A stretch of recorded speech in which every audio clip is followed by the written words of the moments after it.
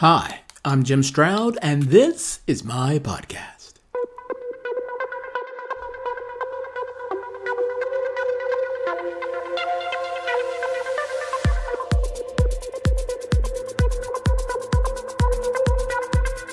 Today, I spoke with Robert Sheen. No, not Robert Sheen, the actor, but Robert Sheen, the CEO of a company called Truzaic. Our topic was pay equity. We talked about what exactly is pay equity? What's the state of pay equity? How do you analyze it? How do you measure it? How do you track it? How do you answer arguments that counter pay equity? It was quite an interesting conversation. I think you'll enjoy it. Stay tuned because it's going to happen next, right here on the Jim Stroud Podcast.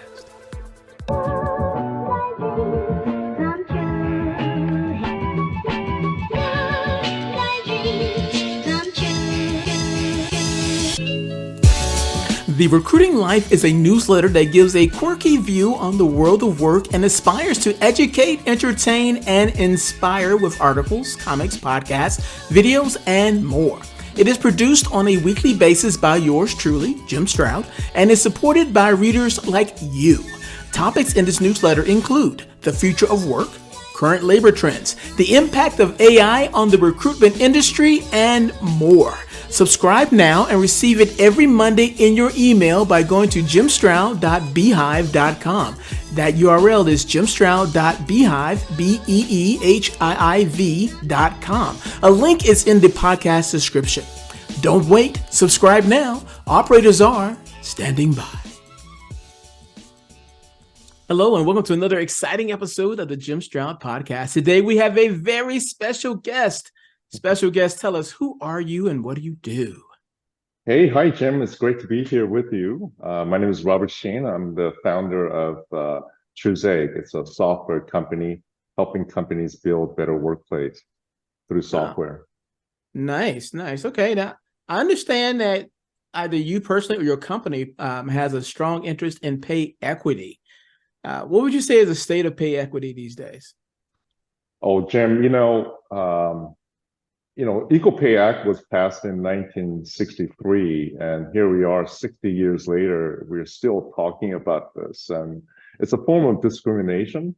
And to me, it's been like a freeway without a cop, and so people investigate when there's an accident, or here in pay equity, there's a lawsuit. And so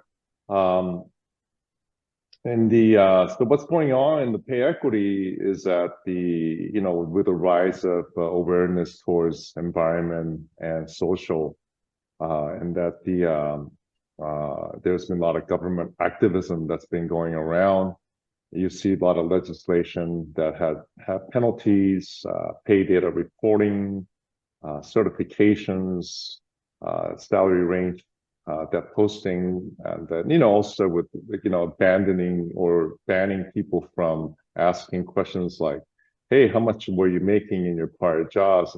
And so you see those legislation finally, putting cops on the freeway by like states like California, Washington, Illinois, New York, Massachusetts, and globally, Canada, UK, Australia, and EU.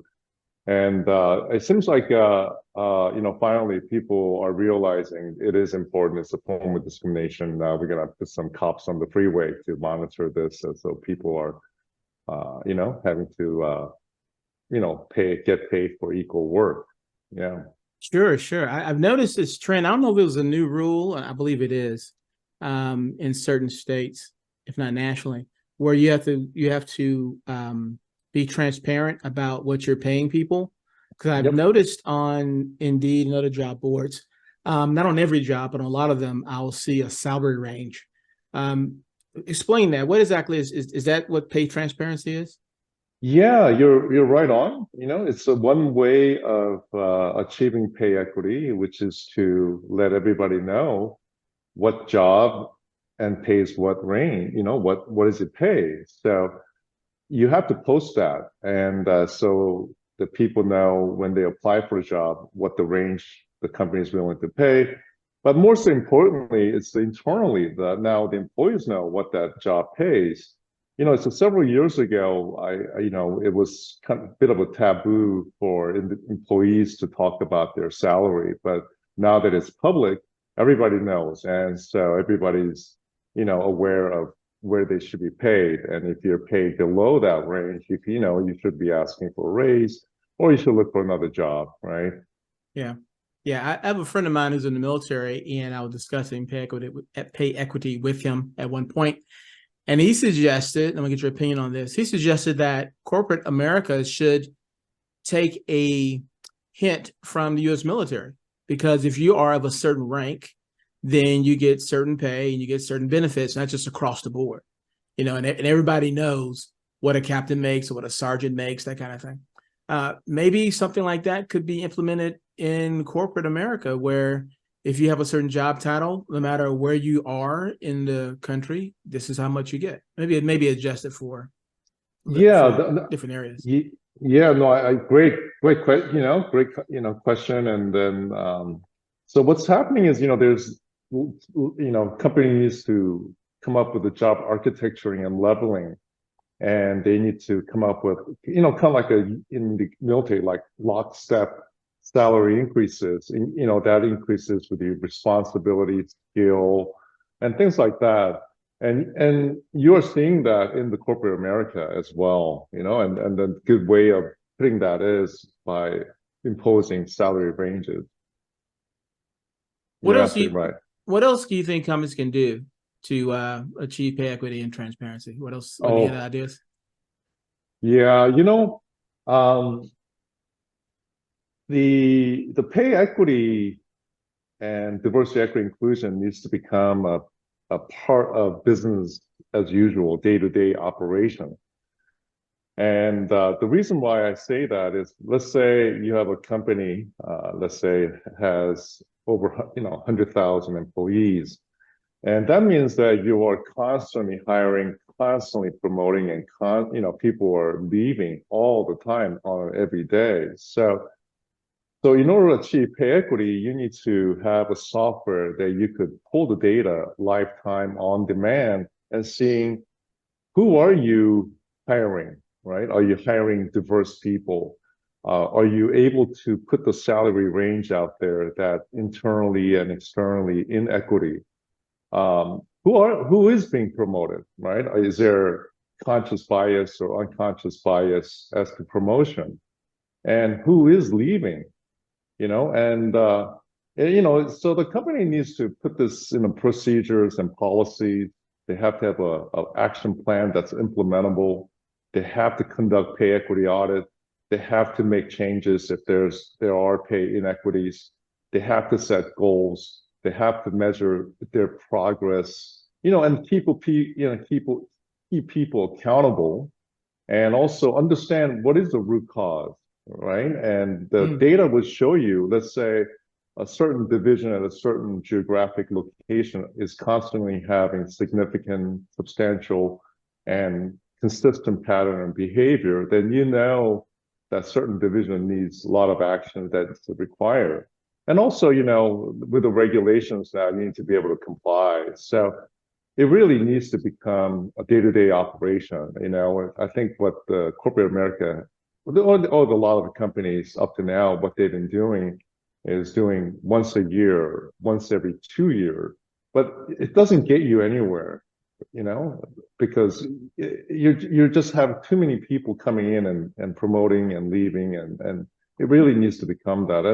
And then so that, you see the rise of SEC wanting this type of data, because what the study have shown is that diverse companies perform better compared to peers who are not diverse. And so you see the SEC requirements, because diverse people, that means you are able to understand your customer better because your customer is diverse. So it's much more sustainable. It's a long-term goal. And it's good, not just good for the company, but it's also good for the society. When you're gathering data on pay equity to make your decisions and whatnot, do you think companies should take into account how many hours somebody has worked or how many days off they've taken or if they've had extended leave, because some arguments I hear around pay equity is that um, everyone wants equal pay for equal job title, which makes perfect sense, right? But if you have one employee who is not as dedicated, maybe not working as hard, or maybe they've taken more days off, but they're still demanding the same amount of pay of someone else who didn't take as many days off, who stayed consistent. I'm just wondering, when you gather data, should those things be taken into account as well? I think you need to look at it holistically. What Mm-hmm. is this job function? And then what are the factors that drive compensation? Is it performance, tenure? Is it hazardous job? Is it location? So the you have to look at the whole thing. I think that on the absence, if the absence does matter, but then you also have to accommodate, you know, is this person have, let's say, disabled spouse or family, family that they have to take care of. Mm-hmm. And so you have to take account for that. I think that historically, it seems to me that the women have taken the blunt of household chore and also have to work full time and also have a baby. So Mm-hmm. the company really needs to understand their workforce. Who are they? What kind of accommodation do they need to give? I think job performance and day of absence is a completely different issue. Someone can be extremely high performer, and yet they have a high demand due to their household or disabled, parents or whatnot, and you have to accommodate for that. I think if you don't, I think you're making a big mistake, as Okay. opposed to somebody who's just slacking, not coming to work, just because they don't feel like it. I think there's a big difference. Yeah, I had a conversation with someone the other day about this very thing. And one of the takeaways from the conversation was I was proposing to them that they have more of a results-oriented work environment. So I know that a lot of people look at how many hours you work and how many days you're there. But I say maybe a better metric is you asked them to do X and X was done at a certain time. So that being the case, what do you care how many hours or how many days they work if they completed the task at the time that you wanted them to do it? Would you agree with that? I would agree with that. I just because my background, I started my career at KPMG, which meant it's project by project. So it didn't Mm-hmm. matter, what time, or you could be working 3 days straight without sleep, or you could be off at 12 o'clock.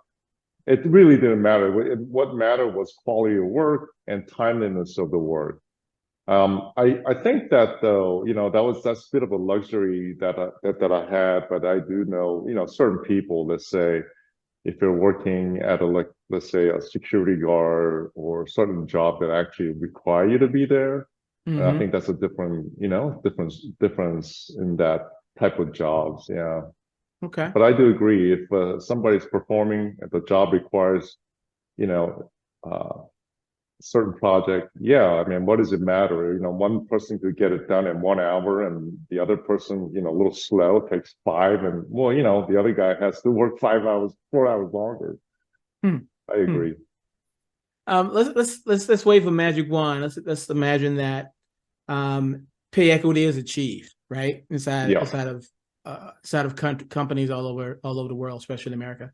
What would you say are the main benefits of achieving pay equity? Once you have it, what's the good? Yeah, Jim, that's such a great question. At this company, the way I like to measure success is, treating others the way they want to be treated, and also Mm. being part of something greater than yourself. And also, in the future, I think, what we're going to see is more technology, more software, more AI, more algorithms. But I don't believe human success comes from technology, software, algorithms, and AI. It comes from human value, shared vision, shared goal, and a community that we build. So, you know, I thought about this a lot. To me, the next evolution is freedom, and freedom comes from being equal, being treated with dignity and respect.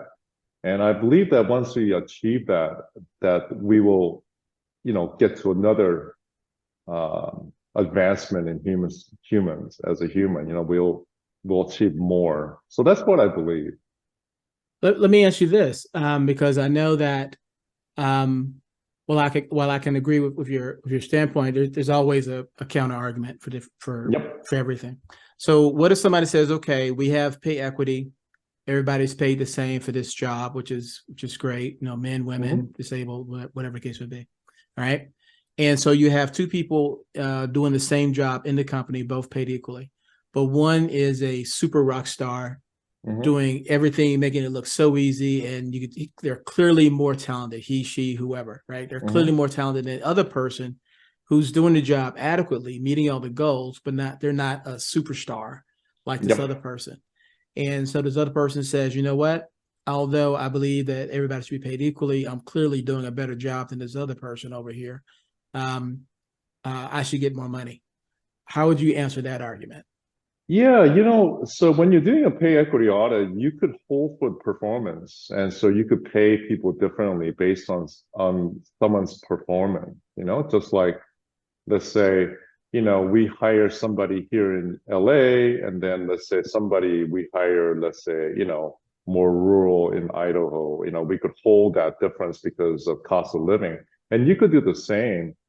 To me, bigger issue here is diversity, the pay gap, it's not just because, if you're constantly promoting one group and holding back the other group, that's another form of discrimination. And if you keep on hiring and not promoting women and keep on hiring women on the, let's say, admin level and not promoting them and not promoting women in the management level, you're always going to have pay gap between men and women. So, the company needs to not just be able to pay people equal work for equal job, but also understand that job performance or location or tenure does matter, and you could pay differently based on that. But also, having inclusive company where everybody is given equal access to be promoted. Everybody's given access to be hired. I think that's really important to have both. Yeah, for sure. And I think I see, I'm gonna get your opinion on this, but I think I see a way to please both sides of the coin here. So let's say you have the pay equity, everybody has the same salary no matter what. But by virtue of working for the company and by virtue of your work performance, you get a bonus. So everybody gets paid, $80K across the board for whatever their job is. But if you do a good job or a great job, you might get a $5K bump in bonus. That's bonus pay, which is totally different from salary. And the bonus is tied to performance. So you achieve your pay equity with the salary, but the amount of bonus you receive is based on your performance. Does that sound fair to you? Yeah. So, when we do pay equity audit, we look at total rewards. That means we just don't look at the salary. We look at bonuses and also the benefits that come along with it. Okay. So we look at the whole thing, and then we control for, let's say, location and performance. And if the performance grants that the person should be paid higher, then that's fine, But you do need to look at it as a whole thing, whole benefits and total rewards and total compensation. I think I like your holistic approach. I keep hearing that in your presentation. You look at everything. You don't just take anything for granted. Would you say that's part of your biggest strength at Truzeg, the things you guys do? You look at the whole picture? Yeah, we do. We look at the whole thing. When you look at our company, it's a really a data wrangling and prepping company. So we bring data from applicant tracking system, HR, payroll, benefits, time attendance, leave of absence, job performance. So these are structured and unstructured data, and then we prep it, and then we analyze, what's actionable intelligence coming out here. And that is that, in order to achieve fundamental rights and diversity, you need to hire diverse people. And you also need to achieve pay equity and have diversity, and also ensure that people are given, affordable health care. So we take this data and we give this actionable intelligence that matters to us and what we believe, is to help company create a better workplace. If someone's listening and they want to get more information about you and what your company does, how can they find you online? Yeah, it's just trusaic.com, trusaic.com. And my name is Robert, Sheen, Shen. Great. I'll also, to make it easier, also leave a link to your company in the podcast description. Oh, thank Robert, you, Jim. Yeah, no problem. I enjoyed this conversation. Thank you for being on the Jim Stroud podcast. Thank you so much for having me, Jim. It was nice to meet you. Yeah. Thank you. Same here.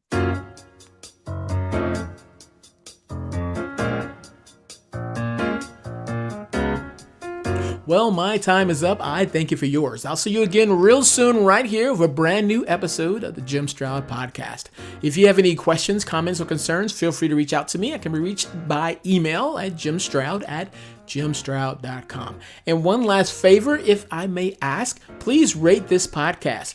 5 stars is preferred, but please comment with your honest opinion. I really appreciate that. All right?